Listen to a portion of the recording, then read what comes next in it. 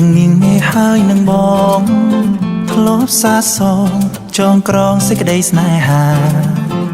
គ្រានោះយើងបានធ្ពងដៃសន្យាផុតខែវស្សារៀបការនឹងគ្នាអីលើបាត់បើបាត់សូនឈឹង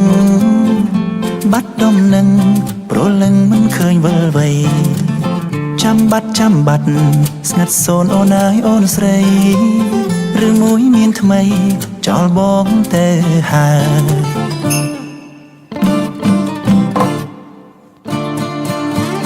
អូនអើយអូនពេលនេះអូននៅទីណាដឹងទេថាអ្នកណាកំពុងរីងរៃ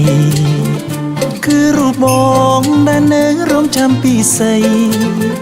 ចាំសំដីស្រីថាត្រឡប់មកវិញ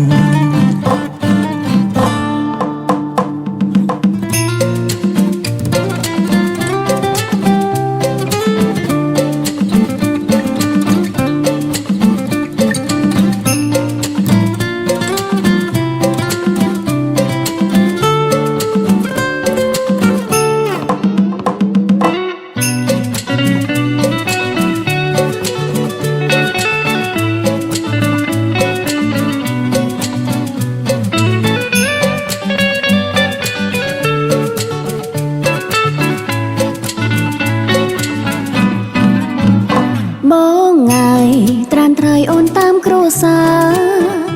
គាត់ប្រាប់ថាគេនោះអ្នកមានស្ដុកស្ដំគេទៅអាចមើលថែរក្សាមុំឃ្លាទាំងបងខំមុំលែងបានវិលវ័យ